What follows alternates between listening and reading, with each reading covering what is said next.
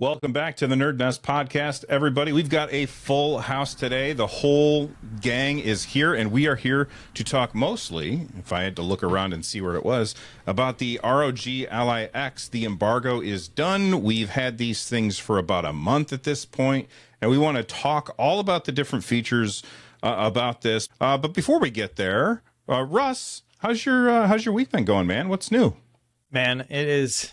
I am the king of underestimating how much work goes into making a video. You'd think after making 600 plus of these videos, I would know. But man, I was like, Thursday, I was like, okay, if I get myself Thursday, Friday, Saturday, all day, I will be able to make a full ROG Ally X video. And today's Sunday, as we're recording this, and I still need to finish after the podcast because I have just so much work. I ended up after editing down, I ended up with about an hour and a half of just pure gameplay footage. And that's cutting things down into 10-second segments. So yeah, so I've been overworked and whatever, but I'm going to be very proud of this video. And I'm going to break it up into two because I have so much gameplay. I'm going to make a second gameplay video specifically. So very cool. I can't wait to see that. Rich, what about you, man? I decided to take it easy after the Bazzite Ally X video. I'm like, I'm not going to try to rush a review with everybody else making a review. So I've been taking it easy this weekend. I've been having fun with the family and enjoying my Ally X. Very cool. Cary, what about you, man? What's new? I'm right in lockstep with Russ.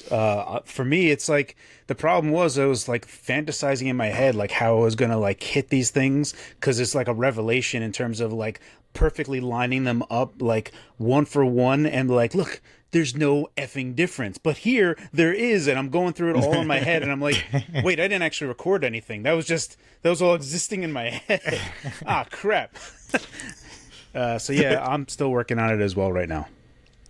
My video's done. It's going up today. Tonight. Well, tomorrow. I haven't decided because the embargo's at like 1 a.m. But by the time people watch this, it will already have been out. Because this episode's going to come out on Tuesday because I don't want this episode to compete with my video, which comes out on Monday.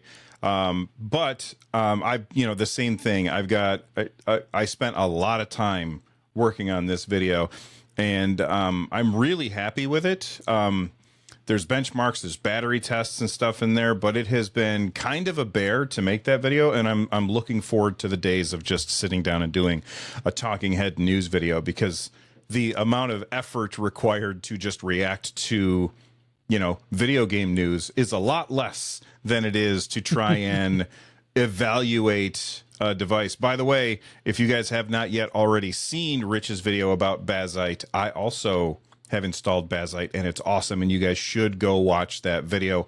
I'll be sure to link everybody's videos in the description down below, so make sure that you go and watch all of those after you watch this one. But let's get started. And I put in the show notes what I wanted to talk about here. I want to talk first about ergonomics for the ROG Ally X because we've had this for a month, and I want to start with Russ because I know that Russ, in your first impressions video, you feel like this is less comfortable, and I feel like you're the outlier, although I'll let the other guys speak for themselves. I feel like you're the outlier as far as comfort when it comes to the Ally X. Talk about that.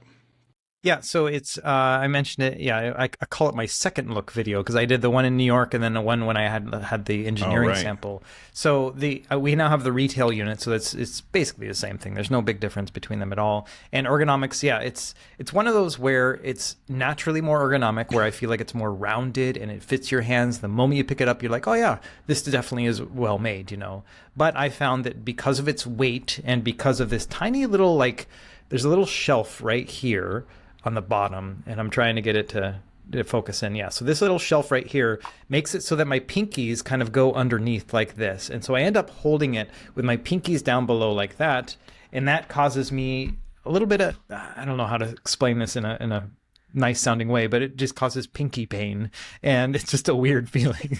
And so I've over the past month or so, I've kind of come to pull that back a little bit and say, I've trained myself to just not put my pinkies down there and just remind myself, oh, hold it this way instead, hold it this way instead. Put the weight on your palms as opposed to putting it on the back of your fingers. And that's kind of solved it for me, but it is still something I have to kind of give as like maybe a warning or something like, hey, if you get this thing, just make sure you don't put your pinkies down below and kind of train your hands. We had to train our hands with the other one too, because it was a flatter kind of feeling. And so I've come to become accustomed to it at this point. I got no big problem with it now, but yeah, it was something that was just a weird, like, my hands had to get used to the ROG Ally X, much like how they had to with the original Ally 2, but in different ways. What about you, Cary? I love it. I don't have any pinky problems whatsoever. I didn't even notice any pinky problems, to be quite honest. Yeah, the entire bit. I think the only part that I don't like, and I've had this happen a number of times now, is that my thumbs have an easier time hitting the ROG Ally quick access menu keys than start and select. Whenever I have to hit start and select, I'm always like, oh crap, let me reposition my hand and like overextend my thumb just to hit it, because where my hand sit is a little bit lower on the device itself, and my thumbs can easily hit those quick access menu, but it's few and far between, so it's not that big of a deal. Overall, like how the triggers feel, the D-pad is a big improvement. I still think could do better. It's better, much better than it was, but there's still like a whole other level of better D-pads. But yeah, overall, like how they've positioned everything, where they were.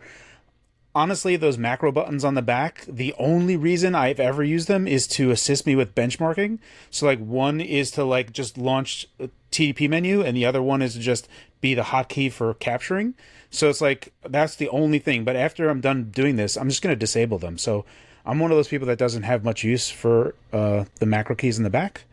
But yeah, overall, where they hit everything ergonomically, the M keys, those back keys, fall right where my middle fingers are. Much better than the original Ally. The original Ally was like this weird blob that was there that I had to like push in, like almost push up to like activate better.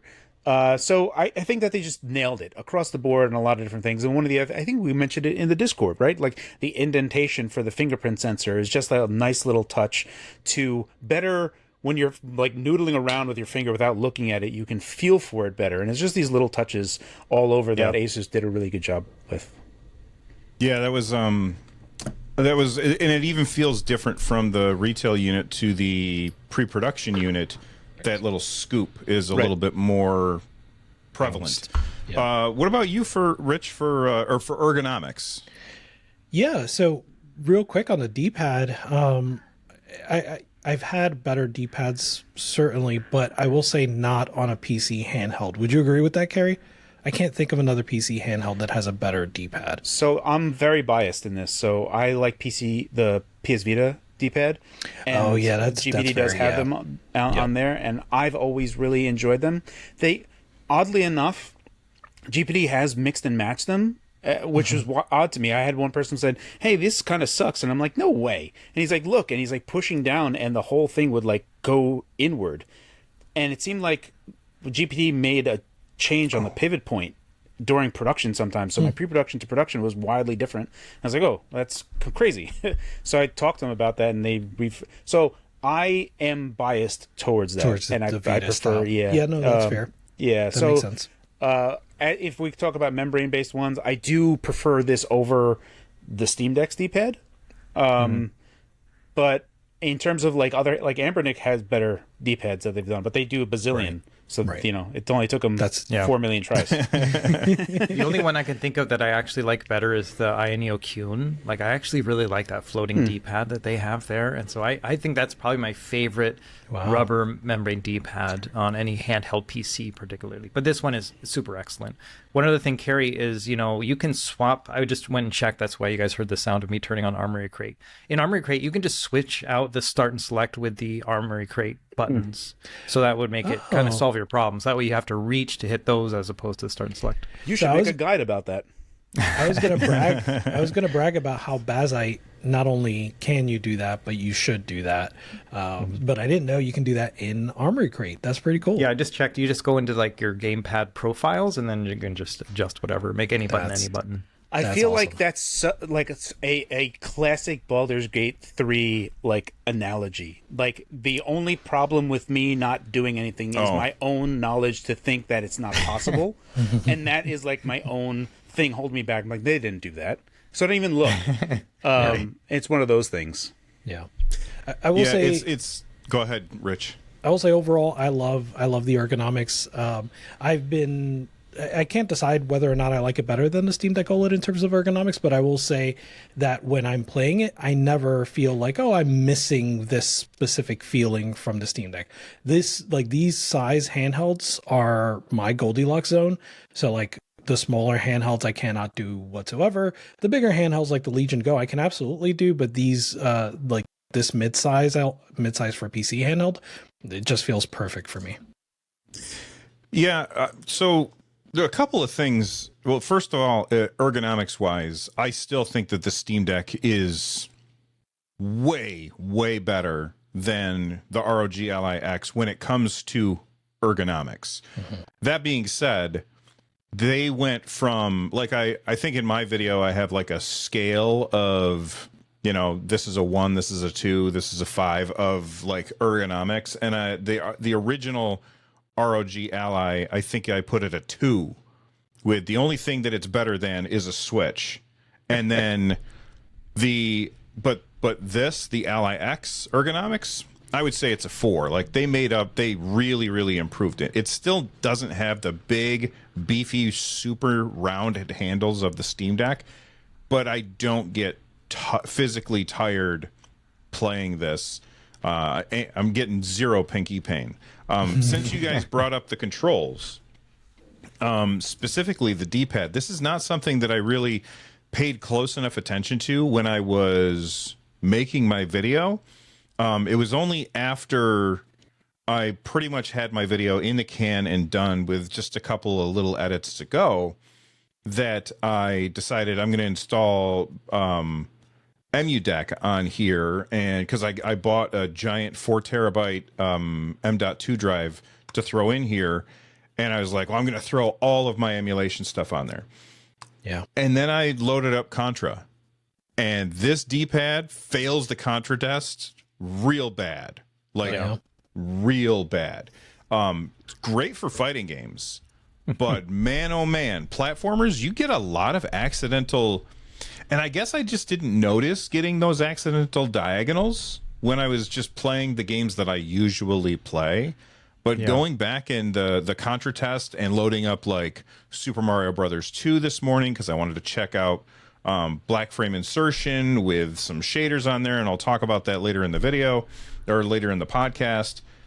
So many accidental diagonals. Russ, you constantly do the I think it's the Russ test. I'm not sure if you came up with it or not, but the I think Contra someone test, mentioned it to me first. But yeah, did they? Okay. Yeah. Well, am I misinterpreting this, or did it fail the Contra test for you? It does. So, but it's so I have it on a kind of different category because it's a Sega Saturn style D-pad. If you actually hold it up against a Sega Saturn D-pad, it's almost the exact same. It has a little bit less pivot, but otherwise, it feels very similar. So I call this like a rolling D-pad. And so I don't have the expectations of passing the Contra test because it's not built for that. The Sega Saturn D-pad would also fail it. And so it's one of those you kind of have to adjust to. And I don't mind it. You know, it's one of those where it is what it is and it does what I want it to. So I don't mind playing platformers with it. Like I can play Celeste with it, no problem and stuff, bearing in mind that it is it's geared towards rolling, but I know when that diagonal is going to hit because I can kind of feel it happening as it happens. And it's maybe as just an old Sega guy, like it feels fine to me. And so, it's one of those where the black and white of the Contra test is always funny for me because it just starts the conversation. The pass-fail part of it doesn't really matter to me at all. It's whether or not we can describe it and articulate what's going on. And for me, the D-pad's good. And how often are you going to be playing, Contra on this thing? I don't know. Yeah, I was playing Super Mario Brothers 2, and in that game, I know that you're a big fan of that game, Russ. Mm-hmm. In that game, you can fall off ladders. Like you can be climbing up and you can fall off the ladder if you go too far to the left or too far to the right. And that happened to me a lot. So even though most of the time when I play this, the D-pad is totally fine. For retro games, I especially for Nintendo retro games, I feel like that's a bit of a weak point for it. All the other controls, though, are really fantastic. Cary, you mentioned where the placement of the buttons are. I would say that, in my opinion, the best thing that they could have done is take those top buttons that are the start and the menu, or the menu and the view buttons, move them down to where the armory crate and a quick access menu, I forget what a command center buttons are, and then take those buttons and put them down here below the D-pad and below the other stick. I think that would be a much better layout, but this is totally fine. Overall, the controls are really good. Can I just petition this podcast to, we never have to say menu view option, right? Like we're the olds. We can say start and select. Yeah. I'm going to say, you know what? I'm going to say start and select, but I will probably correct myself in my head because I know that it's wrong. I know that I am wrong when I say it. Although, fair. Real quick, where's the correct place to put an ABXY, Rich? What do you mean? ABXY, where does it go? Like, where's the X button? I'm still Xbox style, right? So A on the bottom. That's me. Absolutely. Okay. Yeah. And Russ? when I look at Nintendo stuff, it just looks weird. Like, why is it backwards? Like, it just feels bizarre. Like BA? I'm reading left to right. No, it doesn't make any sense. Well, I don't know why they did it, but they started it, so everybody should have followed what they did. What about you, Russ? Where's the correct placement of the X button?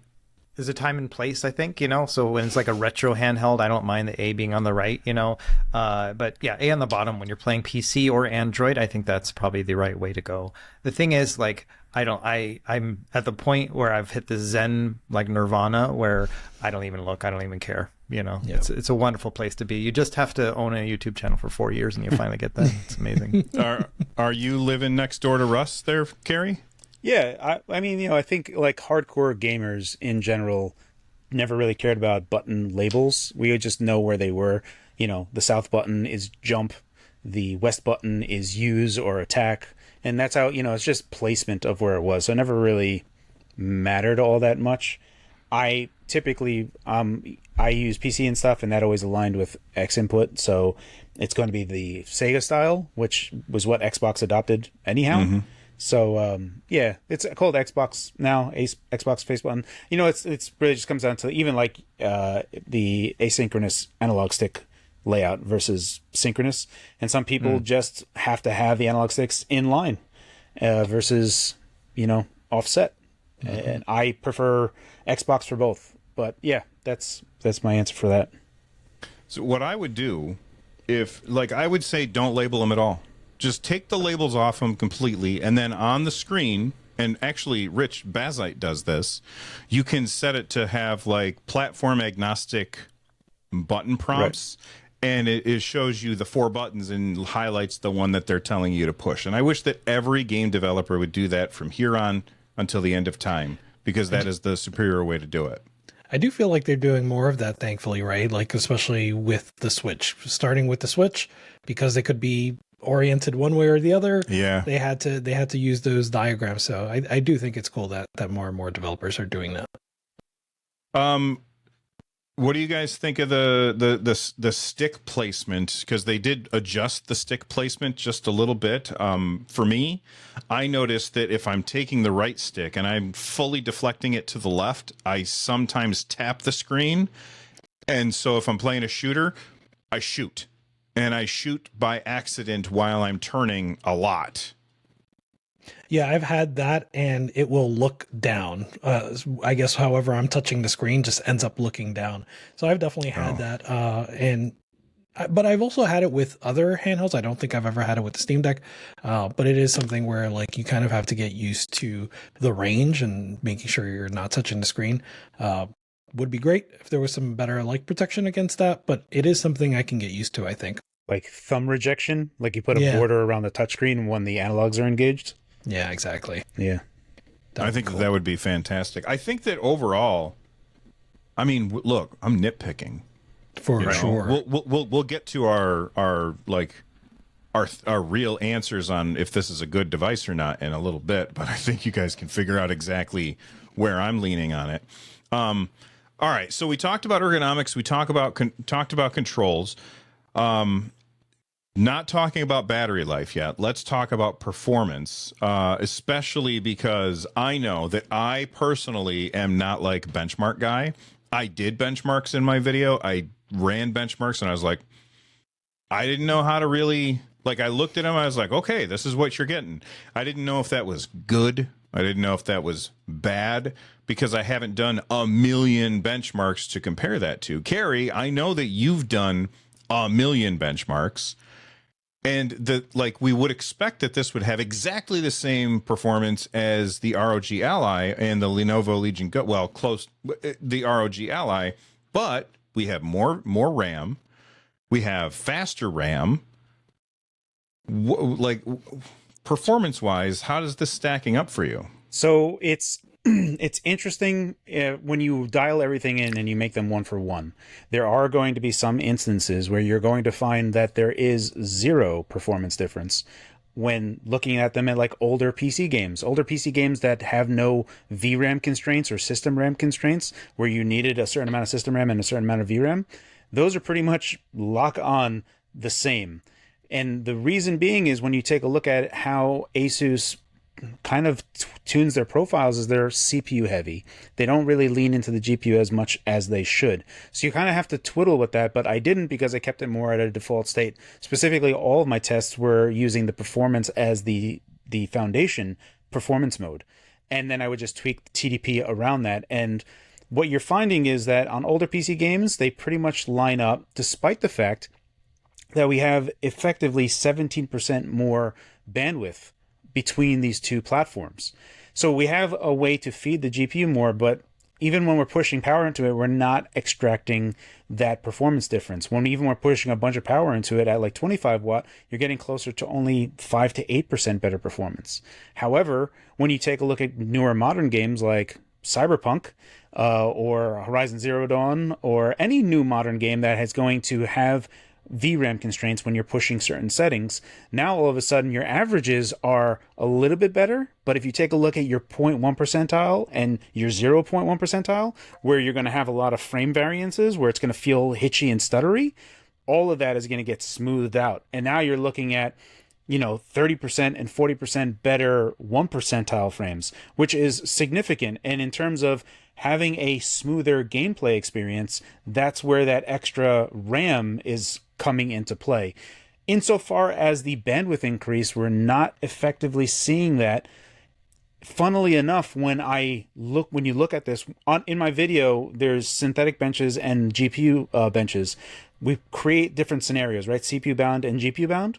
In a CPU bound scenario, we see that performance difference match up with the memory bandwidth increase. But in GPU bound scenarios, it's like 5 to 8%, which again, all of Asus's power profiles lean heavy on CPU. So that's where we're kind of seeing how it's tuned up. You would ideally tune it up better so that it, put like EPP 100 mode, so that you're telling the system don't send a bunch of power to the CPU at all, kind of lean back and do more on GPU. So that's really where it comes down to, that Asus needs to open up Armory Crate a bit more so that we can fine tune more power configs rather than the boilerplate ones that they have. And even manual mode kind of sucks because it doesn't have the full range of power that it can go at. And they allow you to have PL1 and PL2 modes, which is the most silly thing you could do. On Steam Deck, they haven't did it because it was the smart thing to do. And this has been, since 2015, this has been a thing that we've always told people. You lock PL1 and PL2 to be the same number. In no world does anyone care, like, oh, let me put on performance mode, it says 17 watt. Well, for a glorious 90 seconds, it's going to be running at 24 watts. So for 90 seconds, it's going to feel great, and then it's going to feel sluggish all of a sudden. I don't know who would want that. But yeah, that's basically what it comes down to from a performance angle. It's in CPU-bound scenarios, you're going to get a bigger performance improvement. In GPU-bound scenarios, using the default stuff that Asus has, you're not going to see a giant increase outside of modern games that can better use the VRAM increase. So, Rich, yesterday we were talking to the guy that makes handheld Damon or Demon. I don't know how to say it. I always said Damon. It doesn't matter. And I feel like, based on what I took away from that conversation, that the stuff that Cary's talking about, where you don't have as much control as you'd like, am I understanding it correctly that handheld Damon and Bazzite on the ROG Ally X allows you to do that, to give you back that control?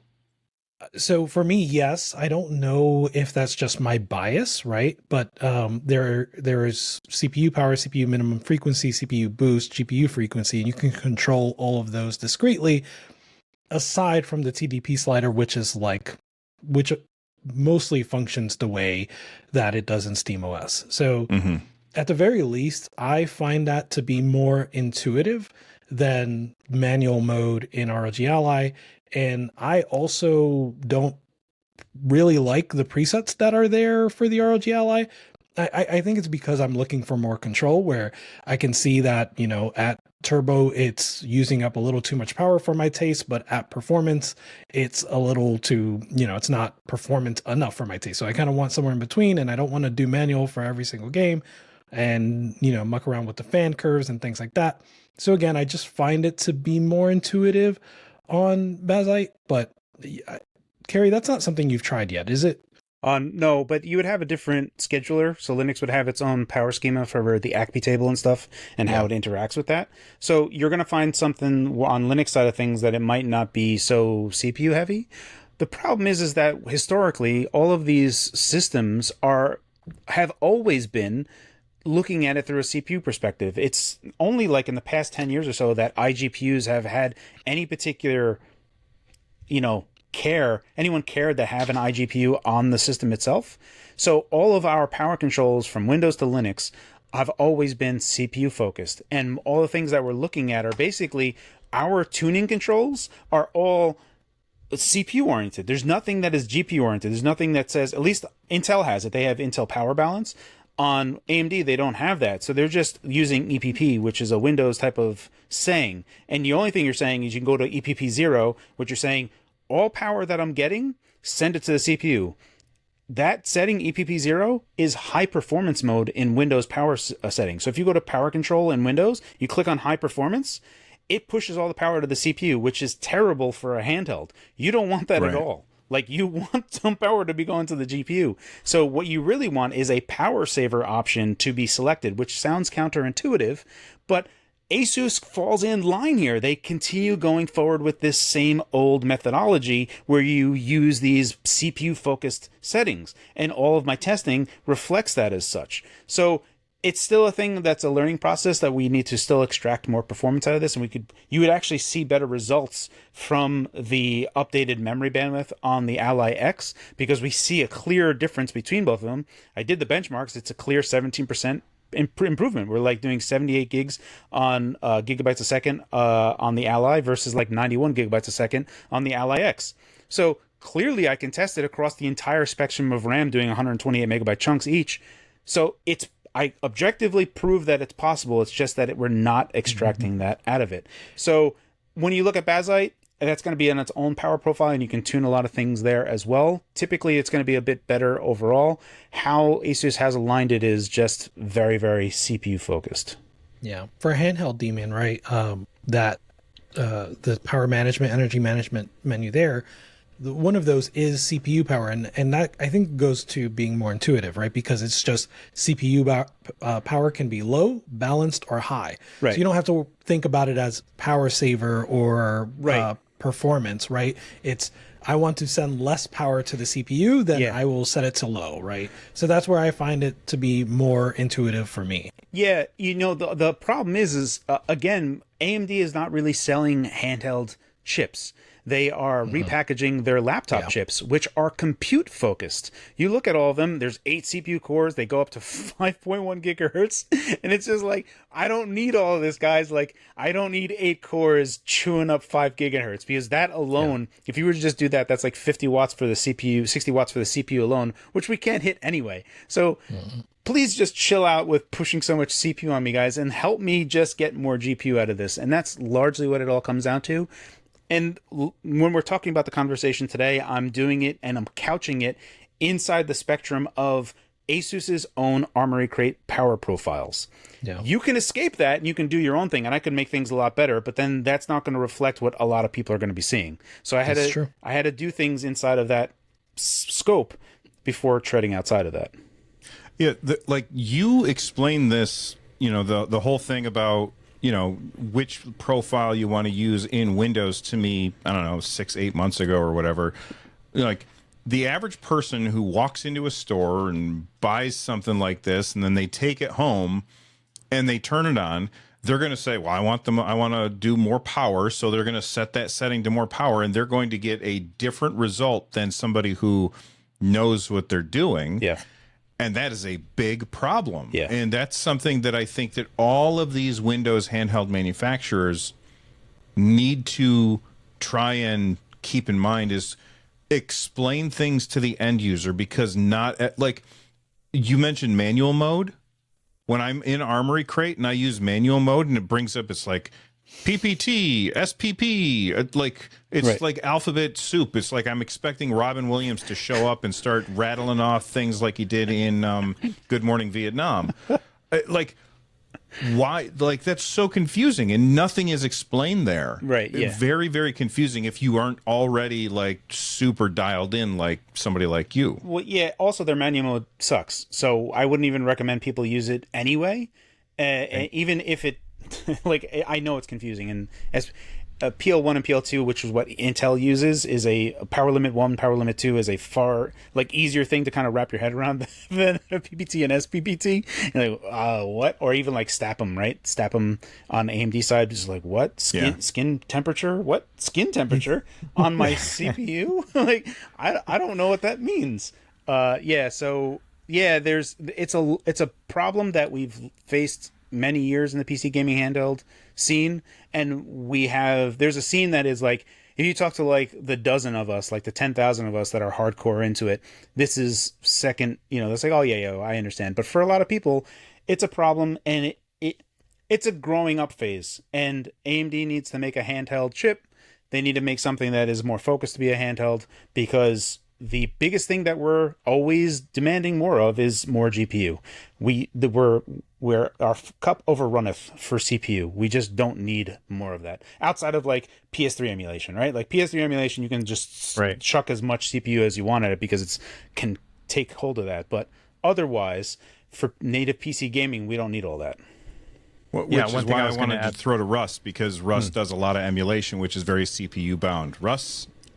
So one thing I was going to add is like there's Asus has identified that this is a thing, but also made it counterintuitive. So in their like control center, they have the ability to toggle on and off CPU boost. And it's actually on by default. When you turn on the device, it says CPU boost is on. And to an average person, like, all right, let's get more CPU, let's get more gaming, right?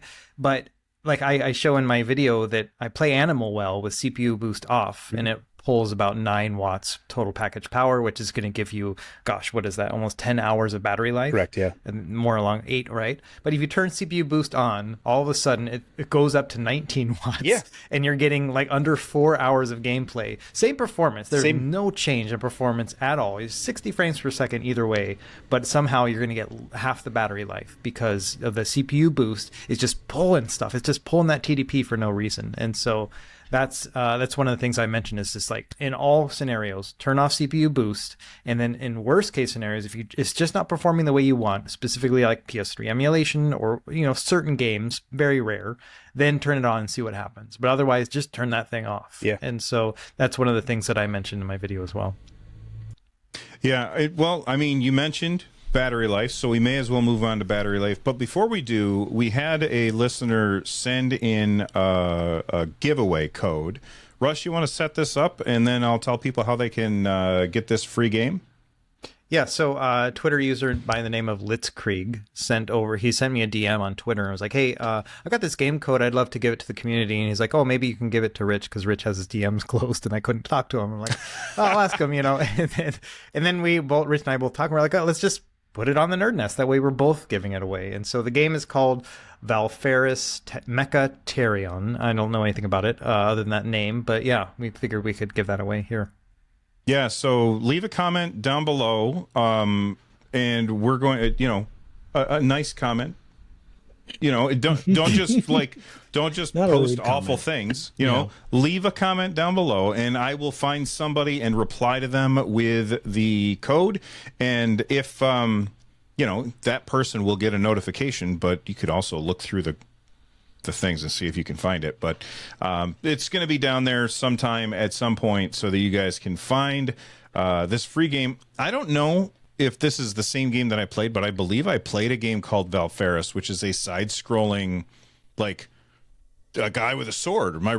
I see you nodding, Rich. Am I right? You're right, and this is a follow-up to that game. So apparently Mechaterion is a shmup, but it's in the same universe as the Valfaris that you played. So pretty cool stuff.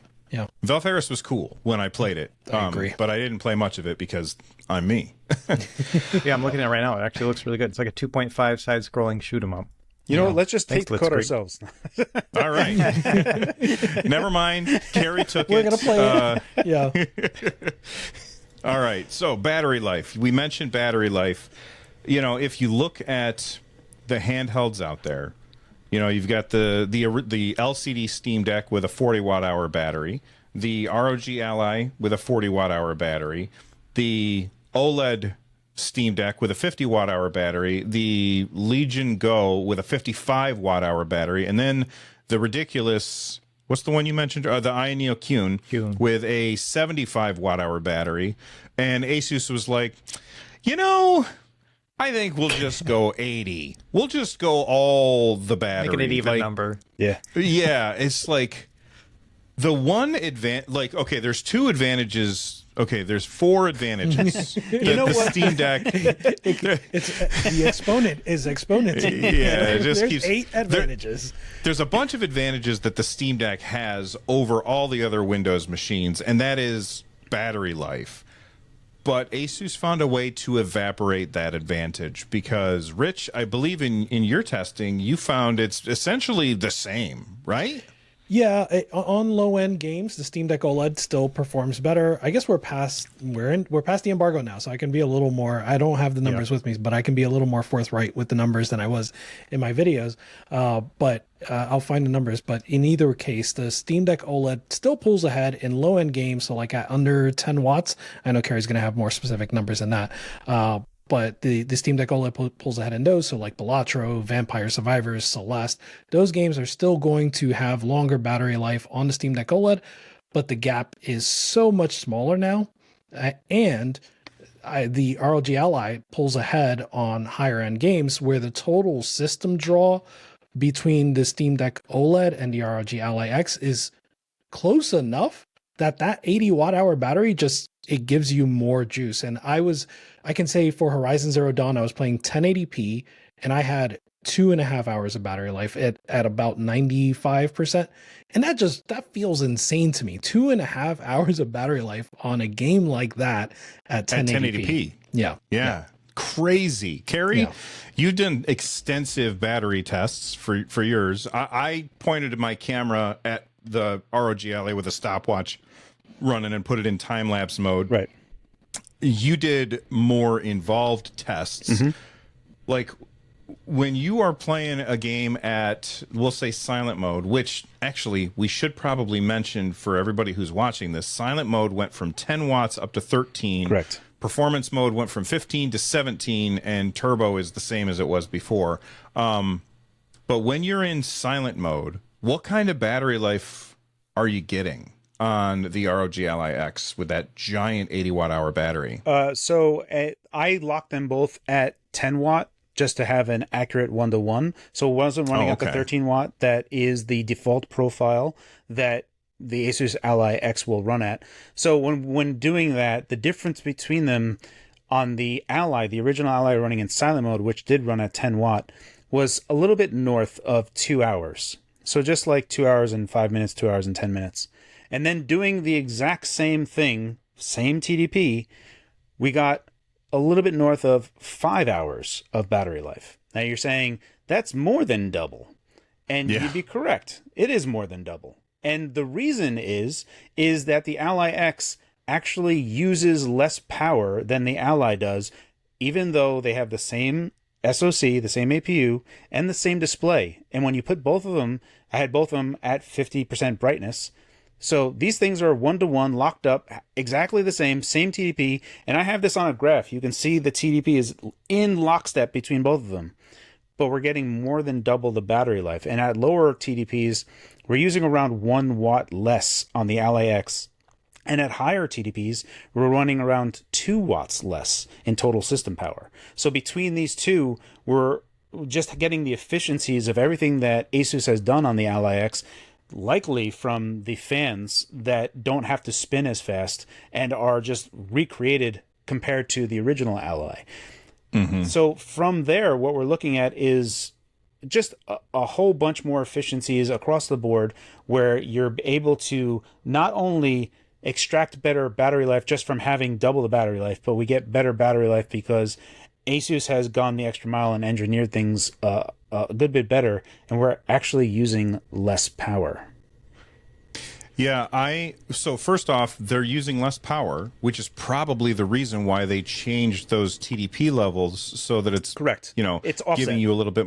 Yeah, it's offsetting that using less power.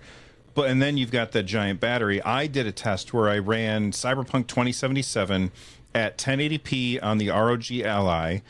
After 22 minutes, after 42 minutes, the ROG Ally just shut off. It ran out of juice. And I did the same test on the Steam Deck and the same test on the Ally X, and those two were essentially the same. Like, they both lost, I can't remember the numbers off the top of my head, but they roughly lost the exact same percentage of power over an hour of just sitting there in Night City watching people walk by with a camera pointed at it. And I was blown away at how long you can play this thing without having to worry about plugging it in. Russ, what's your experience? Pretty much the same? Yeah, very similar. Like I didn't do a lot of benchmarking. Mostly I was focusing on just real world gameplay. So I spent, hours and hours and hours testing out dozens of games across, different platforms and everything else, just to see what I found as far as like my optimal experience. And I found that like the very lightest games, I could get upwards of 13 hours of battery life, which is just ridiculous.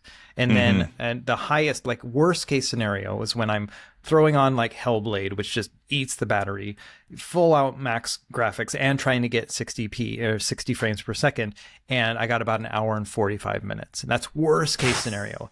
And an hour and 45 minutes of gaming is a lot of gaming, especially compared to the old Ally. And so that's kind of where I was at. I was like, this is at a point where I no longer feel constrained by the battery. Like, I no longer have anxiety about it. Yeah. And so what I found, the real world like example of that, beyond just like the PC gaming that I can play without worrying about battery, like, oh, I should probably charge this sometime. Like, being at that point, as opposed to, oh, I got to play as much as I can before the battery runs out. Like, it's a whole new paradigm.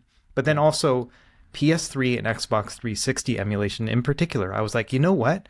I'm going to sit down and I'm going to play Metal Gear Solid 4. And I'm going to do that on a handheld without worrying about battery life, without worrying about plugging it in, because I can play that through the PS3 emulator and still get over 2 hours of gameplay. And I was like, this is a whole new world to me. To play that game for 2 hours straight, not even thinking about battery life, just enjoying the game, not worrying about plugging it in. And I was like, that's a new paradigm for me. It's brute forcing a lot of that because it has 80 watts, but 80 watt hours, but still, I don't mind it. I don't care that it's not as efficient as the Steam Deck because it's giving me the amount of gameplay that I want because of that big battery. And so it's a great place to be in, and it's a new way of thinking for me in terms of handheld PCs. Yeah, when in my video I said something along the lines of, I look at the Van Gogh chipset in the Steam Deck as like one of those Japanese woodworking videos where they're slowly but surely chiseling down, using a bunch of different tools, chiseling down a square peg to fit through a round hole. And when they're done, it fits through so perfectly that you can't even like, it's so elegant and beautiful how they've done that. And then the ROG Ally X is just like, the battery is just a big hammer. and they're just slamming it into that square peg and forcing it to go through that hole. And at the end of the day, I don't care which method is used, because this is just such a fantastic device, especially with that battery life. It's just crazy. Yeah. Go ahead. I found the Balatro hours I recorded it. It was 7.5 hours on the Steam Deck OLED, and about 6.25 hours on the ROG Ally X. So you still get another 1.5 hours of Balatro, but that's only Balatro, right? So that it's diminishing returns for the Steam Deck OLED and then flips for the Ally. The most important game, though. Correct. It's Balatro. Yeah, absolutely. But I also think like the brute force conversation, well, two things. I'm going to come back to the brute force conversation. The first thing I want to say is I love this conversation because I don't like splitting performance and battery life, like for a handheld. I don't think it really makes sense to split the two. I think the two are inextricably linked, and better performance literally means better battery life, right? Like that means I can run the same, if I want to run at 30 frames per second, I can run at 30 frames per second and have the battery last longer. Like those two things are the same thing to me on a handheld. So I love this conversation. And the other thing I was going to say about brute forcing is you're right? Like Asus definitely brute forced 80 watt hours, but there's this nuance to that where like that part they brute forced, but they made it lighter, right? Like that engineering was not a matter of brute force, right? Like that was finesse. That was the Japanese woodworking where they were somehow able to keep it as light as it is today, as light as it is now, with that 80 watt hour battery. That is mind blowing. So there's a lot of finesse in here too. So I'm impressed with what they've done. Yeah. Correct me if I'm wrong, but the ROG Ally X is only 70 grams heavier than the ROG Ally. Am I remembering that number correctly? Like roundabout, yeah. Yeah. But the thing is that the battery is like 160 grams heavier. So they cut all these other things to kind of balance it out. And so I think that's what Riz is talking about. Yeah, it's really just a marvel of engineering that they've done. And the best part about it is that the one part that I love, because I've been asking for 80 watt hour batteries forever now, like 2020 when the WinMax 1 first came out. I have a video where I was like, I want this to be bigger. I want a bigger battery. And the comments were like, you're insane. And I'm finally happy that someone has min-maxed the entire thing, where they're looking at every individual component and seeing how far they can push each individual component in any given regard to fit the whole. And that is where the Asus ROG Ally X is. Despite that it only has the same chip, you have everything else that makes the whole thing so much better. And the display, even being the same, is still an excellent display for PC gaming handhelds, especially on the Windows side. Being native landscape and also having VRR, those two things are absolutely critical. And one of the things that I was always hesitant and afraid for VRR on a PC gaming handheld. My worst fear in my head was no one's going to try to optimize to hit a frame cap. Like on the Steam Deck, you say, put this at 30 FPS, and then the battery will swing to accommodate that. And VRR in my head was people aren't going to care. They're just going to push a number as hard as they can and have this fluctuating frame rate and have the display sorted out. I'm like, they're going to get terrible battery life. But in that same vein, I've just been using performance mode. I just say performance mode and then also turn off the CPU boost, which I also touch base on. And it's like, those are things that are easy solutions that they are available to us right now. But all of that, it's such... They dropped the hammer, right? To go back to what you said, Bill. They did drop a hammer to everyone else in the industry that now they have to make an 80 watt hour device minimum and have this 680 gram cap. Like, this is now everyone else's problem to solve, and they have to do better than this. And that's what I really love about the Ally X. And they did it in a year. Yeah. So because they if you look at their marketing for the original ROG Ally, one of the things that they kept saying is that we wanted it to be light. Right. And then we all said, no, make it last longer, make it a little bit heavier. We will be fine. and they listened and they made it a little bit heavier, but somehow, like if you take the battery out of this and you take the battery out of the ROG Ally and put them on the scale, this is a lighter device than that. It's crazy that they were able to do that kind of engineering in a year. Now, I'm sure that they probably started that beforehand. Like this feels like this is what they wanted to do originally. And somebody in a boardroom said, you know what? It's going to be too heavy. Let's make sure that we don't make it too heavy. And so they didn't do what they wanted. What's that, Cary? I'm pretty sure I mentioned this once before, but when I went to Acer's headquarters in Taipei, they were going through and showing us different stuff, and we were talking to the people that made the new fans, and they're like, here's the PQ curve for the new ones and the old ones. You can see that we're lighter, we're better, we use less power. And I'm like, that's 3 wins. Like, there's no loss. Like, why didn't you guys just do that to begin with? Like, why'd you purposely put bad fans in this? And they're like, oh, money. And I was like, what? They're like, this is a solvable problem. We just didn't know that we needed to solve it. So then we put money into the problem and then we solved it. And I was like, oh, all right. So in a year. Yeah. I love that. They just basically got together, talked to the whole company, and they said, you're going to make the best fan and heatsink solution possible, because the heatsink's actually thinner and lighter compared to the original Ally, but the heat pipes are wider. So it's overall a better solution that's lighter, uses less power, and is better. And it's just like, what are you doing there, guys? Like, this should have been solved a while ago.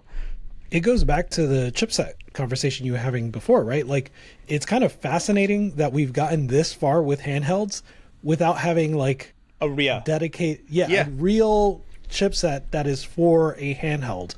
So like, if AMD or Intel or Nvidia really just drew their money at this specific problem, I think we would see leaps and bounds of improvement. That's what it's always been. We're getting the scraps from AMD. AMD is like, hey, we have a laptop chip. Why don't we just give them that? And everyone's like, that's a genius move. Would you say that the Van Gogh processor is it's a laptop chip? No. That's a handheld chip. That's a handheld chip. Isn't the Van Gogh a chip that was already manufactured, used in Magic Leap, I think? So Magic Leap, like the little thing that little kids play with? The VR thing? What's the VR thing? I'll find Magic Leap 2 was an NVIDIA X2. That's so. What's X2? The second generation of the Nintendo chip. There was like a VR thing that I think Van Gogh is in. And I was going to say, wasn't Van Gogh slated to be in a Surface? Yes, it was. And that is the whole story with Van Gogh to begin with. Everyone was like, oh, Van Gogh is on AMD's roadmap, and it kind of just sits in like a weird little nebulous space. And it's like, oh, Microsoft is going to get that. And then in like November of 2019, they're like, oh, it's canceled. Van Gogh's canceled. And then in 2020 of January, all of a sudden Van Gogh started being in the Linux kernel. And people were like, wait, I thought this was canceled. Like, what's going on? And like, that period of time is when Valve got a hold of Van Gogh.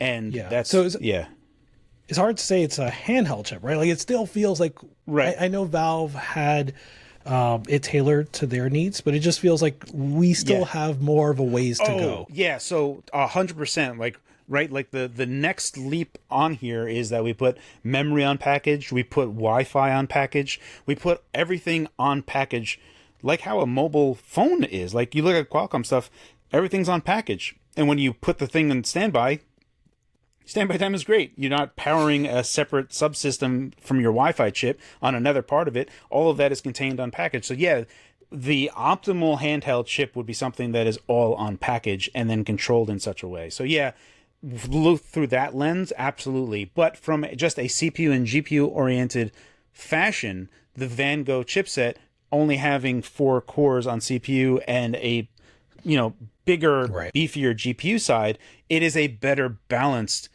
chip specifically for like gaming rather than for compute, like CPU compute. Yeah, well, I would really, we talk about battery life. I would love to see the Van Gogh chipset in with an 80 watt hour battery. Yeah, like that's overkill at that point. Like, how much gameplay time do you really need? Oh, all of it. Cary needs it. Oh, dude, like Asus, like let's ask that question. Let's ask that question. Now that Asus has made the Ally X with an 80 watt hour battery, we know that MSI with the AI 8 Claw 2 has an 80 watt hour battery. So now effectively we have two handhelds from two big manufacturers with 80 watt hour batteries. What is Valve going to do for the Steam Deck 2 in battery capacity? Are they going to match them, or are they going to peel it back? I think that they're going to match them and do the same min-maxing to try to get the shell and everything else as lightweight as possible and do exactly what they're doing. Or like even like solid-state batteries, which is a separate thing. There's a lot of empty space in the Steam Deck. There's a lot of empty space.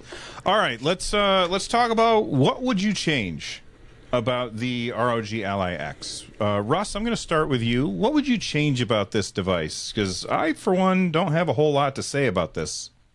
About that. Yeah, so I would, even though I like that they added like, I think it's like 4 or 5 millimeters to the overall grip, I could do with another 4 or 5, like make it Steam Deck-esque, I wouldn't mind that. It's going to make it a little bulkier, but who cares, And then second, and I think you guys will all disagree, I would like a white color option. That's it. I don't know that I disagree that I just wouldn't want, like, if it's an option, I don't care what colors are available. I just wouldn't, if I were shopping, I would not buy a white one.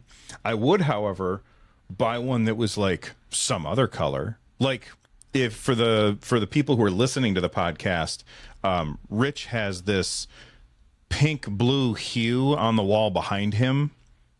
I think that would look fantastic as a shell where it's like blue on one side and pink on the other and a slow gradation across. I think that would look fantastic. Rich, what would you change about the Ally X? I changed it. Would be Windows. Okay, there you go. Talk about that a little bit. Yeah, so I just really like the SteamOS experience. I definitely understand, obviously, like the benefits of Windows, Game Pass, Fortnite, Destiny 2. These are all things that just don't matter to me very much. But I really like the SteamOS experience. I think it's just very convenient. There are things like, games launching sometimes in Windows in windowed mode. And sometimes they're like small windows. Actually, Bill, well, by now your videos come out. You mentioned this, right? For Sonic, one of the Sonic games, where it just opens up as a very tiny window, and you have to like figure, get it full screen and stuff like that.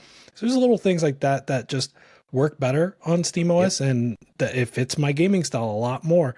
So I installed Bazzite, and there were a number of problems when I first installed it, just, being new hardware, right? So like the controls weren't mapped quite correctly, the speakers weren't working, things like that. I was lucky enough to reach out through High Tech Low Life to one of the Bazzite devs, and we ended up in a group chat with some other devs of other software that goes upstream to Bazzite, like Handheld Demon, which we were talking about earlier. And in short order, they fixed a lot of those issues. So I was very happy to have a basically fully functional Bazzite. And to me, not only better than Windows, but I think right now it operates, the experience that I'm having is mostly better than the Steam Deck experience with SteamOS. Is there anything remaining that they need to fix?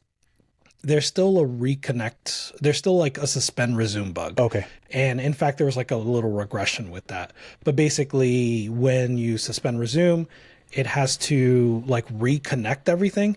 And one of the things it has to reconnect are the controls. And sometimes it just does not reconnect.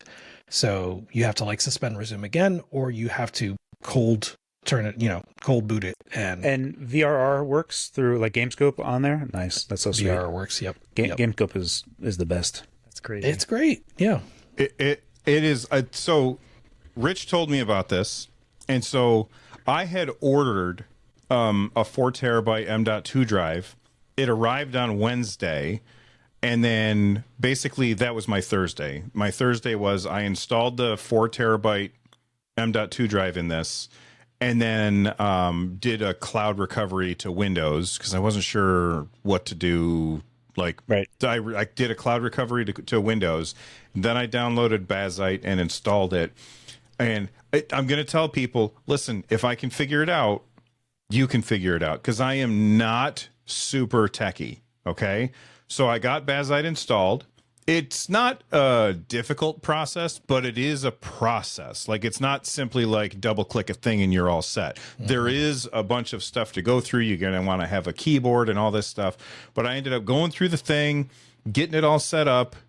And then now when I just turn it on, it's just like Steam OS. It takes a second to boot up. You can see there's Emulation Station right there. It boots right into Steam OS, and it feels just like Steam OS. The only difference is, like, we don't use the quick access menu to change our TDP. If you double tap that button, it brings up handheld daemon, and then you can change your TDP and get those options there. But it works fantastically well. And I'm the person who said over and over, I will not be installing anything until Valve releases SteamOS officially. Well, I got sick of waiting, and so I ended up installing it, and it feels just like SteamOS, which I'm gonna is say awesome. There's no reason to wait. If you are someone that wants the SteamOS experience on another device, any other device, I don't think there's a reason to wait for Valve to do it. Now that I've really had some time with Bazzite, I think, the other distros like Chimera and perhaps Hollow ISO, I feel like I haven't dug into it enough, but I keep getting this sentiment from other people that Hollow ISO isn't being maintained enough. So I feel like Chimera OS and Bazzite have a lot more care given to them.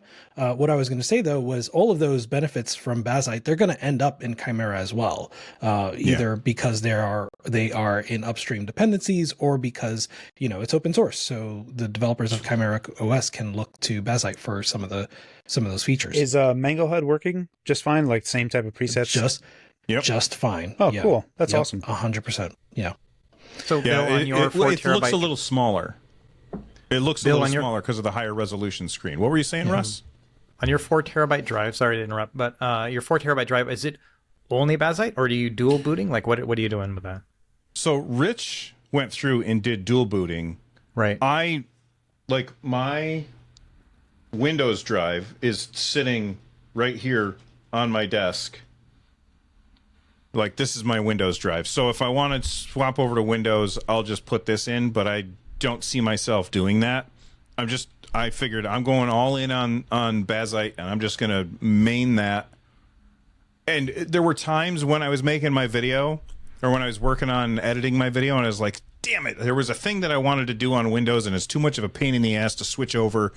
I guess I just won't include that in my video because I didn't feel like taking the back off and swapping the drive. But it's super easy, and it's all... I have so many games on here. It's insane. Like, if I look on, there's the bug right there.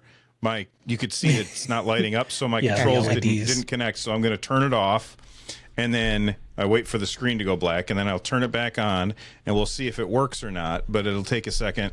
Come on, turn on the little lights. There we go. So now it worked. So if I go into my settings and I go down to storage somewhere, there we go. I went through my entire list, and I was like, we'll install that, we'll install that, we'll install that. And right now my games on this are 970 gigs. My DLC is 57.46 gigs. I've got 17 gigs of shaders on here. My non-Steam games are 385. It's a little hard to read. 385 gigs. Because I've got like a lot of that stuff, and if I don't know if this will show up on screen, but if you look, I haven't even hit 50% yet. Space, yeah. I have so much space, and M.2 drives for 2280s are so cheap compared to the 2230s or the 2245s. Yeah. So I bought a 4 terabyte. My plan is probably to dual boot, because I still need probably a terabyte for Windows, which I'll put like Destiny and all those Windows games on there, so I can kind of swap between the two. That's going to be a future video. I still got a lot more work to do on just the regular Ally X, but Can I say also, sorry, one quick thing is, I said this in my video, but it bears repeating. The Ally X can do both. That's what's wild to me, right? Is that Valve has not released the Windows drivers for OLED yet. Thankfully, they exist for the LCD. So if you have the LCD, you can do both if you like. But for the OLED, you cannot do both. You are stuck with SteamOS, which is fantastic. But it would be nice if you were able to do both. Yeah. Sorry, Cary, what were you going to say? Yeah, go ahead, Cary. Oh, no, the only thing I was going to say is that there's an avenue here where you don't really have to dual boot so much insofar as there already is KVM QEMU, and you could effectively containerize Windows and then pass through the GPU to Windows so that you're in Linux and using all Linux stuff and then just kind of making a window into Windows and then using that with all of the resources that are there. And then you wouldn't have to really dual boot worry so much like, oh, let me get out of here and go into Windows and load up all that crap. You could just, press a button inside of Steam Launcher and then launch Windows, which is a technical possibility. That'd be pretty cool. But are you saying without having, like right now, I do not have Windows on this drive at all, I could do that, or I would also have to have Windows compartmentalized, like for a terabyte or something on its own? No, yeah. Well, I mean, you'd have to give, it's just a virtual machine, right? That's all it'd be. So, okay, just a virtual machine in Linux. Yeah. Not doing anything. Okay, yeah. That's interesting. Yeah, so then you just pass through the GPU through IOMMU, which is supported on the platform, and then it has the GPU and has all the other CPU with virtualization extensions and all the other stuff. I mean, Microsoft already does with Xbox, right? All the games run inside of VM containers, so all of this stuff is technically possible. It would be really cool. It'd be really cool and something that I tried doing a long time ago, but never just kind of got out of gas, just like doing it. Like, what am I doing here? Let's install Windows. Yeah, that's right. Real quick, we mentioned what would we change.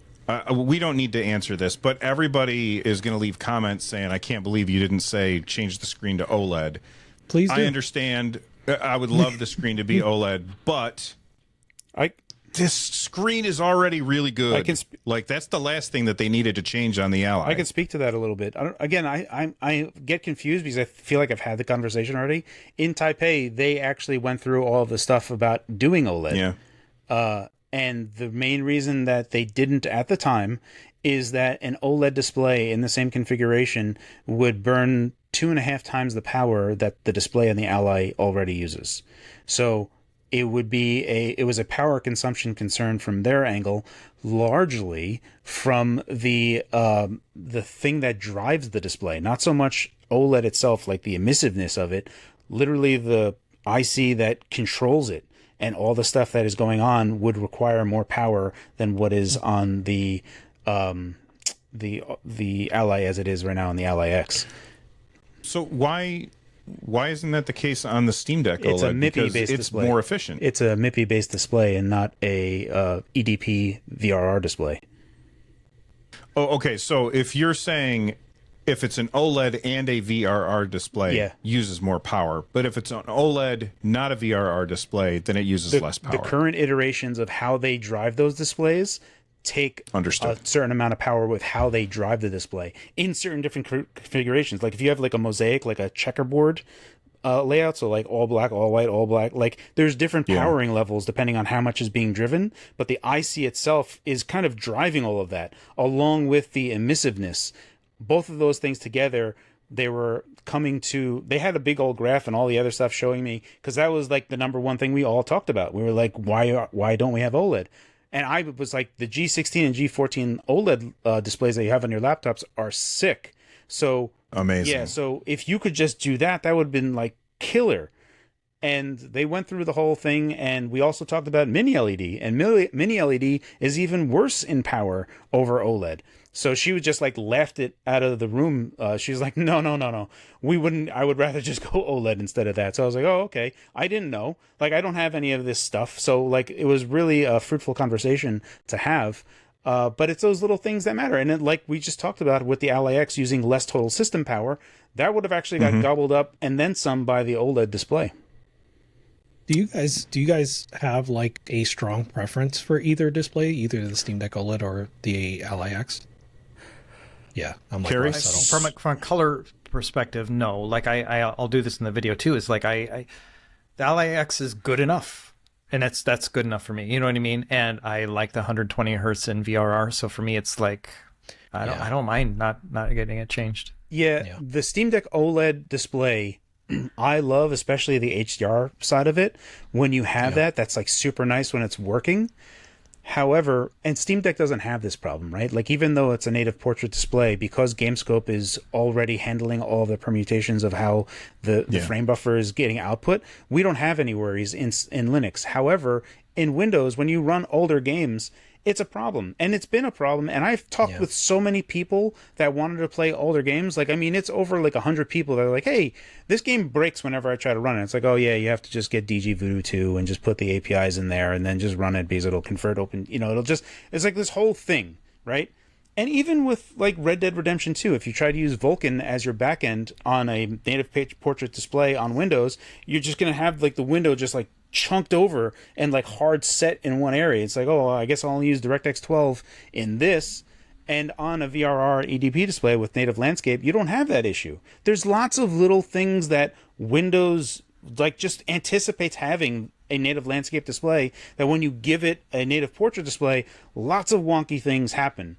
And technically lots of wonky things happen on Windows when you use like resolution scaling as well. Like if you do like 300% resolution scaling, that's not ideal either in Windows. You should always be at 100% resolution scale. So there's just things that Windows does a little bit goofy insofar as the Windows desktop, the desktop Windows Manager, DWM, on Windows, and they do need to improve a lot.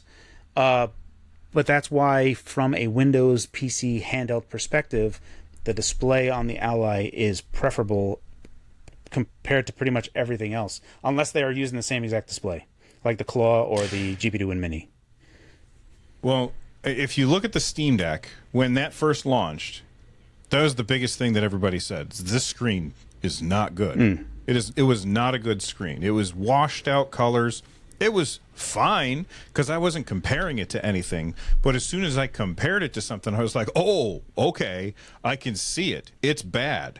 And so when they updated and put in an OLED display, I was like, yeah, they had to. They didn't have to put OLED in, but they had to do something because that screen was bad.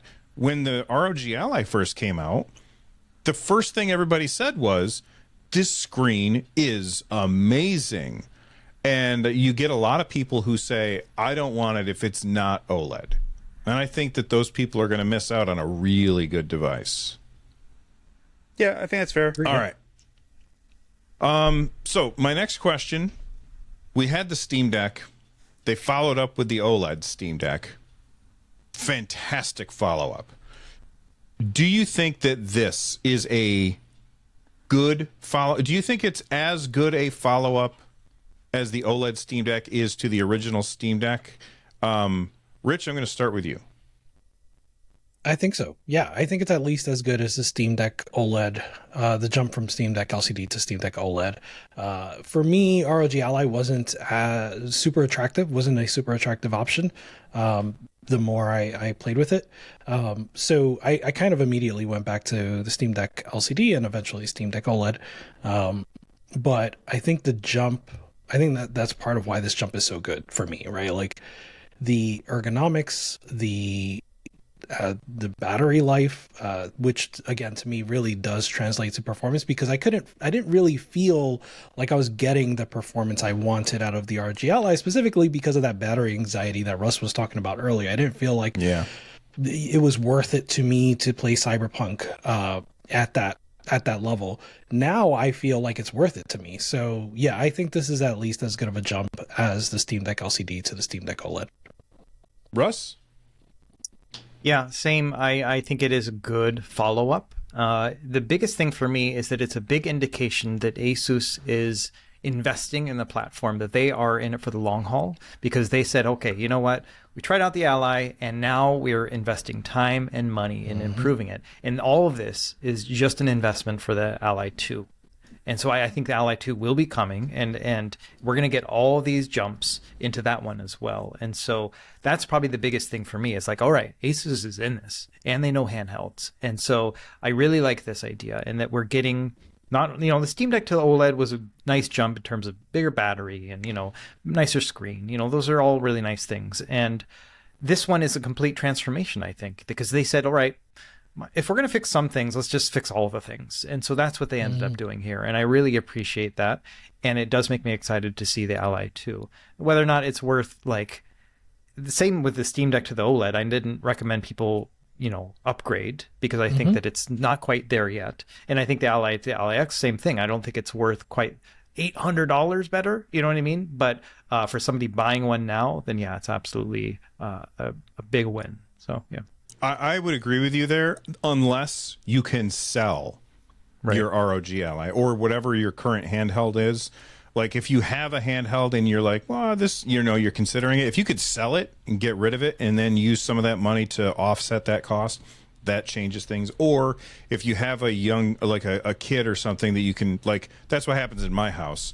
Tech gets passed down. Like, I buy the new whiz-bang thing, and I'm like, look at this. This is so cool. Here you go, kid. You get to play with the old stuff that I don't want to use anymore. And to them, it's an upgrade. So I think that that's something else to consider.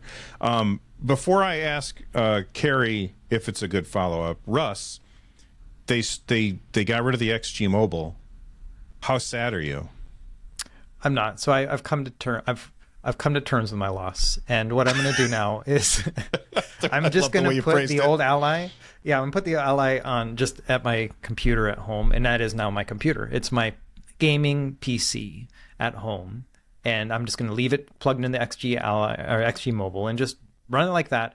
And I no longer will have one that I can alternate between the two. I instead will just have a small handheld PC that's a main PC, and then I have my handheld PC for handheld PC gaming. So it is what it is. And I'm, me and the 12 other people that bought the XG Mobile, we're out, but everybody else has got 2 USB ports, USB 4. And so I think it's still a good move. Cary, is it a good follow-up? It's an interesting question when we frame it inside of the conversation of comparing it to the Steam Deck LCD to the Steam Deck OLED. And I feel like the Steam Deck OLED took a giant leap in the display side of things, and only marginal improvements in every other part of it. They were still improvements to be sure. Everything was, they went to a slightly better chip that they used, even though the power gating on it was kind of ham-fisted on it. Overall, the same experience is felt, despite the fact that it's using less power, which is great. And they went to a 50 watt-hour battery as opposed to the 40 watt-hour battery. And I feel like that was just a kind of a conservative bump, so that if I were to play devil's advocate and just be like, did they do this as a means so that they have a way to go to a Steam Deck 2, right? You don't want to go for bust because you want to have something that you can sell later. And when I frame it in those types of ways, that there's a lot of nice things that went from the Steam Deck LCD to the Steam Deck OLED. And I feel like if we compare the Ally wasn't as a good of a sell in terms of recommendation, like Russ had said. Like, you look at it and you're like, it's great and all, but to get that power boost, to get over the Steam Deck, you're going to have a glorious 30 minutes, and that's not anything you could possibly recommend. That's what she said. Yeah. And I feel like now that it has now entered into the conversation of no longer caring about that. So there's a weird way to frame this, insofar as I think internally my gut is saying that Asus went above and beyond inside of keeping the display and the chip exactly the same. If we were to, if this had an updated chip and an updated display and all this would be like a full-on Ally 2, right? For sure. And if you took a look at the Steam Deck OLED, and if that had an updated chip, you're like, it only did a little bit more here. Like, this doesn't feel... It feels like the OLED feels like the Pro version. And I want to say that the Ally X also feels like a Pro version, but I've been using the word Super Ally more than Ally Pro. You know what I mean? And I feel like that's the difference. So for me, I think that Asus went above and beyond here, and they went past where the Steam Deck LCD did, the Steam Deck OLED did. But then the gap between those two is just vast. Like, the Steam Deck LCD was actually pretty good, as a general overall, like, everything considering with what their original design goals versus what the original design goals of the Ally was. So Russ already kind of answered this next question because he said, he's going to take his ROG Ally and just plug it in, and it's going to stay plugged in forever. But hold on, Rich, Bill, yeah, hold on. You didn't answer the question. Was this a good? I don't remember. Oh yeah, is it a good follow? It's a fantastic follow up. Yeah, sometimes I forget about me. It is a unbelievably good follow up to the ROG Ally. The ROG Ally, I thought there was a lot to like about that device, but there was a lot of things about it that I didn't like, and it's almost like they watched my video and they said, "All right, well then we're gonna fix all of the things that he's complaining about," because I feel like that's what they did, outside of not going with SteamOS, but that's not really up to them because Valve has yet to release it. I can't imagine a big company like Asus or Lenovo or Intel making a device and partnering with Bazzite. Like, I just don't see that kind of thing happening. But if Valve ever finally decides to release SteamOS like they said that they would, then I think that there's going to be you'll see a lot of changes. But overall, I do think that it's a massive upgrade over the old one. Just because of the battery life. All the other stuff, it's like when the Steam Deck LCD to OLED, it was like there's the screen and everything else was a small bump. That's what this feels like. It's the battery and everything else is a small bump. But for both the OLED Steam Deck and the ROG Ally X, I feel like the result is greater than the sum of its parts. And I think that they really have pulled it off. I think that they really pulled it off. My question, I'll go to Rich. Is this going to replace your daily driver? Yeah. So it's a little soon for me to say. I feel this is part of the reason I'm not doing a review. Part of the reason is just all of you guys are doing reviews. I don't want to compete with you guys on day one. Forget that. But another part of the reason is that I've been forced to continue to use this device, right? Like, and this is what happens with any review of any device is that like you have to use it for tens of hours at the very minimum, right? And so you don't have time to use another device, and this is just your daily driver by default. And so I wanted to just take whatever the time it takes, right? Whether it's weeks or months, and just see what I gravitate to. Is it going to be the Ally X? Is it going to be the Steam Deck OLED? And see which one I prefer. But the fact that I'm even here, right? The fact that I can even consider that the Ally X may end up being my daily driver is a huge like stepping stone for what I like. Everything I've done so far has just been Steam Deck.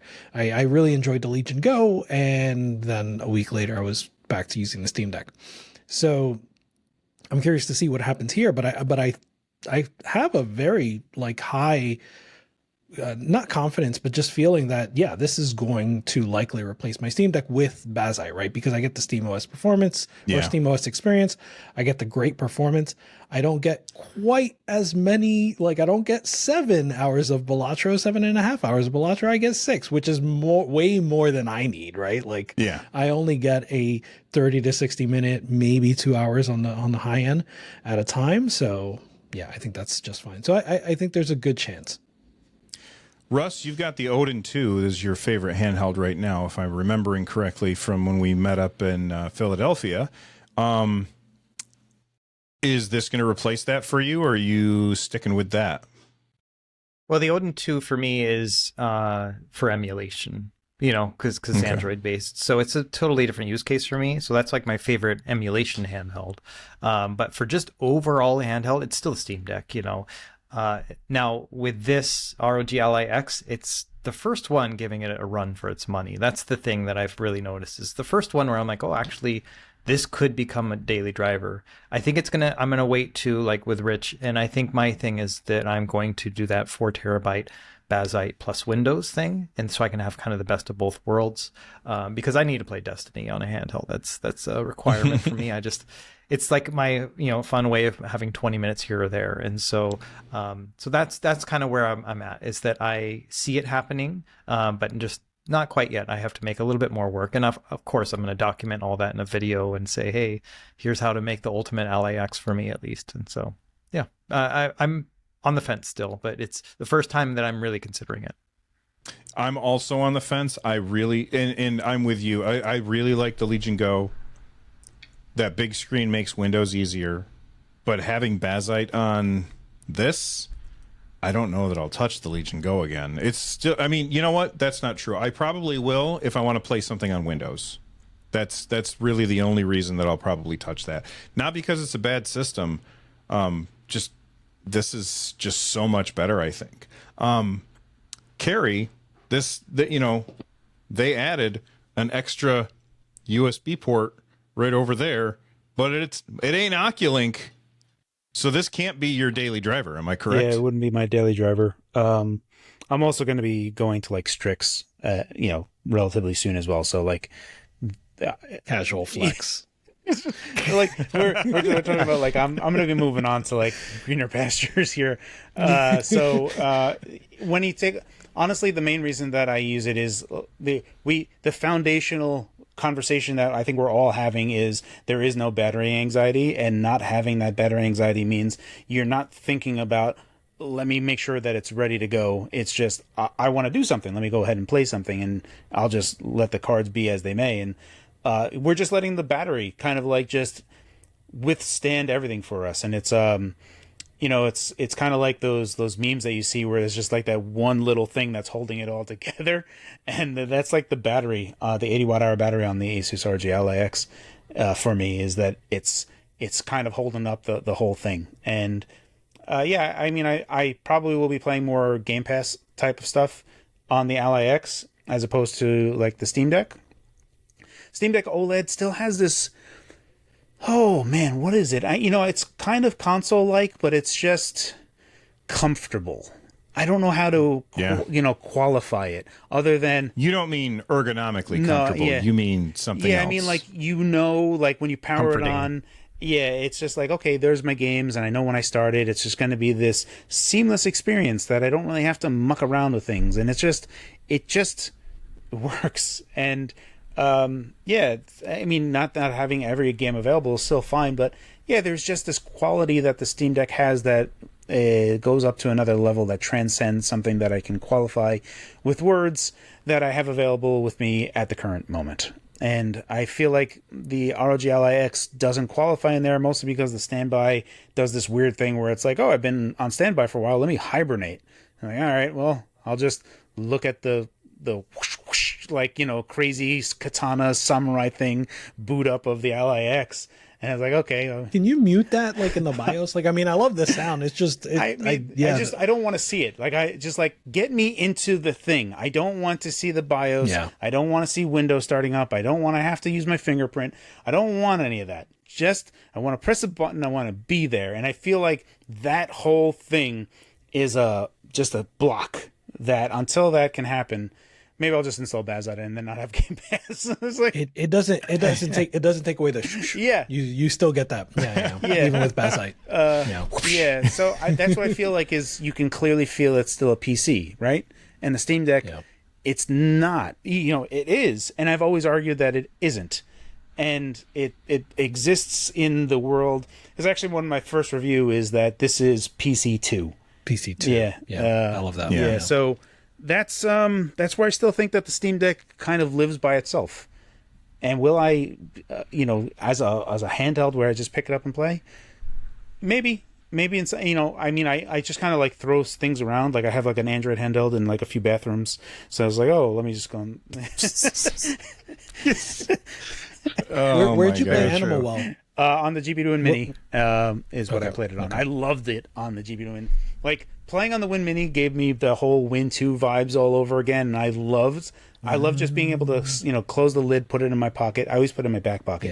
Yeah. And there's just that feeling that I don't need a backpack. And the Win Mini I still absolutely love, and I don't use it as much as I should, just because my desk is an absolute clown show of handhelds. Like it's just absurd, and that's the struggle. Yeah, it's like for all of us, right? Like What handle are you gonna use? Like, oh boy, what day is it and what time is it? So I think we've heard now why it is that we don't have SteamOS on other handhelds. Is because like this is it, right? Like if we had SteamOS on the ROG Ally X, I don't know if I'd need a Steam Deck. Oh right, yeah. And so that's I don't know that Valve potential cares. lost sale. Yeah, I don't know, but that might be what part of it. You know what I mean? They're like, oh wait, what if they get to the point where the hardware has got a bigger battery and all the other things that people may not actually want the Steam Deck itself, and so. Yeah, I agree. I don't know if Valve's going to care. They're going to get their money through the games anyway. But from a hardware perspective, that might be a thought that they're having. Yeah, I agree. They're going to get their money regardless. But it's hard for me to say that they don't care at all. I think they, they're not a monolith, right? This is a huge tangent, but I'm going to go into it real quick. The Valve versus Wolfire stuff, right? The lawsuit is it in America? For the Steam controller? No, the lawsuit about the anti-competitive right. allegedly anti-competitive practices that Valve has, or their abuse of power. So that case is going to trial. So there has been a discovery, right? And as part of that discovery, documents have been leaked or have come up on the court listener. And so one thing, friend of my channel, I think friend of your channel as well, Mosquito, Mosquito pointed out to me that there was one document that shows how Valve is making decisions. They're literally voting, right? So like, it's like, should we have a publisher page where you click it and it goes and it takes you to all the list of games from that publisher, and you can see that so many people voted yay, so many people voted nay, and so many people absconded, right? So I say that to say they're not a monolith, right? Like they're voting on these things. And I can imagine that there are some people at Valve that think that there is a competitive advantage to having SteamOS sort of be exclusive or having SteamOS first on Steam Deck. And I would say that that's evident as well with the chipset, right? Like Van Gogh seems to be exclusive to the Steam Deck. And I think part of that is not necessarily that they don't want it to be available to other places, but that they want to be the first ones to have the right of refusal, at least for the Van Gogh, right? Like, I don't want to send Van Gogh to other people when I could get that Van Gogh and I could be selling it, right? So that metaphor breaks down a little bit with SteamOS, but I think that the point is that there's like priorities that they have to balance. And one of those things that they're balancing is, I want to build up SteamOS for the Steam Deck rather than spend what few resources I have on building up Steam Deck for other consoles. Now, to be fair to them, Cary has pointed out many times that they still have been doing a lot of work in the back end for SteamOS for other devices as well, just in lieu of like NVIDIA support, things like that. So we have seen that as well. I think that they want to put SteamOS on other devices if for no other reason than it doesn't have the Windows Store. Like, I know that I'm not buying games from the Windows Store, but some people do. Yeah. And like the Windows Store, yeah, it sucks, but it is a threat. Like, not a threat like, whoa, that thing's pretty good, but like, it's a threat, and like somebody might buy a game. Like if I buy an ROG Ally, the Windows Store is like right there. It's already in the taskbar. I just tap on that and bring it up, but I could buy a game right there. And when you're running SteamOS, like your store is Steam. You're not limited to Steam, but that's your default. Yeah. And that makes it way more appealing to them to get that software on other hardware that they don't necessarily control, in my opinion. Yep, that's all fair. I did have one more question about the Ally X, because I saw this comment a lot in my video, and maybe you guys saw it too. And I have a very, very, like, I feel strongly about this cold take that I have. I don't think it's a hot take. I think it's a very cold take that I have, but I want to hear you guys. Is the Ally X overpriced? So I don't know. Let's go to you, Bill. So my people are always they always ask a question: is X worth Y? Mm-hmm. And my answer, why this is why I don't generally talk about price, is because the price means different things to different people. Like somebody could go out and buy we'll just even say a game. We'll say that they bought a game for $20, and they're not going to eat for a couple days because they don't have the money, because they just spend it on a game. And you know, right. There'll be some people in the comments that are like, well, maybe they shouldn't. I don't care about that. Shut up. Okay. There'll be somebody else who spends $20. You know, they'll spend $200 on a lunch and it won't affect them. So for that person, $800 is expensive. For somebody else, or for them, $800 is not expensive. For somebody else, $800 is expensive. If I'm just going to make a straight up comparison, yeah, at the current price of a Steam Deck, you can buy 2 Steam Decks and still have some money left over for the price of this thing. So is it overpriced? I have no idea. I think that that's up to everybody to decide on their own.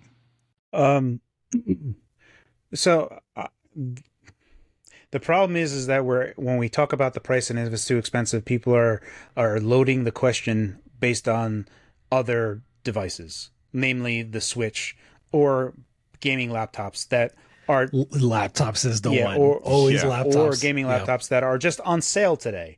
Like they're like, if you go to Slick Deals right now, there's this laptop with a 4060 in it that you can get for $800. And it's like, well, that's right now for that particular price. And yes, that is a great deal. And that's a, whatever, really good deal for a laptop, but it's still not a handheld, and we're not talking about handhelds. And the problem is that it still feels like a PC, and we're talking about PCs and not handhelds, and that's really where we have to cross the line. On the other side of this, that I can't really talk about it too much, but there's another hardware maker that has talked to me, and we talked a lot about price and what things are, the anticipation of what things should cost. And typically we ended at $700 as the top end, largely because it's so, all these people have these already pre-built expectations. So is it too expensive at $800? It is only so far in that the ceiling previously was $700, and Asus is now breaking the ceiling and making a new ceiling. So from that point of view, yes, it's expensive because they just raised the bar. However, I am personally of the belief that we could go higher. And PC gamers buy GPUs, not a whole bunch, but they buy $1,700 GPUs by themselves without any other part. So there exists people that will buy the high-end thing, and there's people that buy Ferraris, and there's people that buy Lamborghinis, and not everything has to be the sedan, Toyota sedan. So that's where I am. You know what? You just reminded me, because I decided yesterday I'm not working. So I did no work yesterday. But one of the things that I did yesterday was I sat on that couch over there and I watched a documentary on YouTube about the Neo Geo. Oh, right. Which when it came Super out expensive. Was $600, which is like equivalent to $1,400 today. And each of the games was $200 a piece, which is equivalent to like $600 today. And they said, you know what? The Neo Geo is a luxury item for people who have more money, and the Nintendo and the Super Nintendo and the Genesis are toys.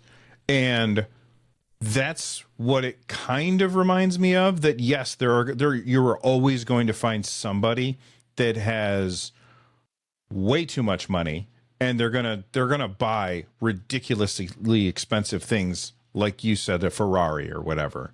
And there's gonna be people who look at that and they say, "Oh, that's impossible," and they won't buy it. And I think that again, it just makes more sense to think it's a different answer for anybody. Russ, what's your answer? Well, so think about the launch price of the Z1E Ally last year. It was $700. It's now $650, like not on sale. Like you go to Best Buy, it says $650, not on sale. You go to the Asus website, it's now $650. So they've dropped that price effectively for $50. So now it's a question of whether or not it's worth $150 for those upgrades, because the $700 Z1 Extreme last year was already a good deal, right? So now we're talking about it's $50 cheaper, which makes sense as a year later, right? Is it $150 better, the Ally X is? And I would say that it is. That I think that there are enough improvements here that justify that price. Between the battery, between like all the ergonomics and button and everything else changes, I see this as being $150 better. But is it $800 better? Like that's the thing. Like, is it worth spending the $800 on? Is that overpriced? And I still think that Asus is giving us the best value they can for the amount of handheld that you're getting. I mean, you look at like the Legion Go, right? That's $700, right? Or $750. Let me double check. It's $750, right? $750. Oh, it's $750 on Best Buy right now, at least. Yeah, for I thought it was $750. Yeah. So that to me, yeah, I think that this is a good value. Whether or not it's $800 is totally subjective. Like whether or not it's affordable for that person, worth that amount of money. It all depends on what you already own, what you're planning on buying. It's like an iPhone. Like every new iPhone's like, oh man, that's such a great deal. Like you're getting all that stuff for that price point. But is it, $1,000 better than the previous year's model? No, not at all, right? And so those are the kind of things you have to factor in, what you currently own and what's worth investing into. $800 just on its own in a vacuum, yeah, I think it's not overpriced. Right. There's a big difference between expensive and overpriced. That's it, right? Rich? Yeah, I was going to ask you, because you asked this question. What do you think? So, real quick, Lenovo Legion Go is available for as low as $600 on Best Buy. The 512 gigabyte is $600. The 1 terabyte is $750. I'm looking at terabyte. Yeah, right. Yep. So good point. The Ally was 512 gigs, and they went to 1 terabyte, and also 16 gigs of RAM, and now they're 24 gigs of RAM. So exactly. Yeah, you can just see it as like the gotcha value-added service gotchas, $100 increments that everyone does now. Yeah, I think that my chapstick just fell on the floor. So I think that you guys nailed it, right? Like you started out, Bill, talking about how expensive it is, and that's extremely important.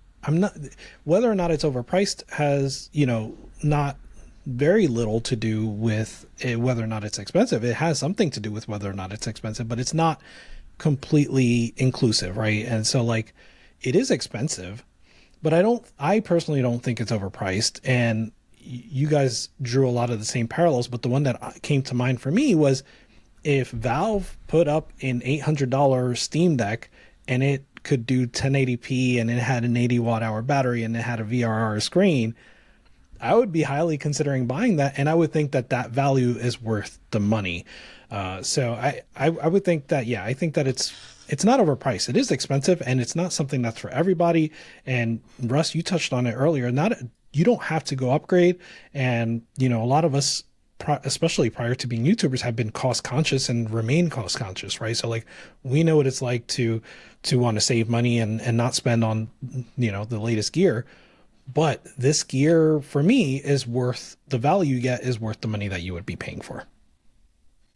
And I think that we'll end there. We had some news to talk about here on the show, but we're already at an hour 42, so I think we'll wrap it up. We also had an email that came in at nerdnestpod@gmail.com. If you want to send in comments, we try and get them on the show, but we just didn't have time today for that comment or for the news. But this was a really, really fun discussion talking about this thing. And after I shut this off, I'm going to make some French toast. And then after dinner, I'm going to come up here. I'm going to play some more on the ROG Ally X. Russ, when's your next video coming out that's not your ROG Ally X review?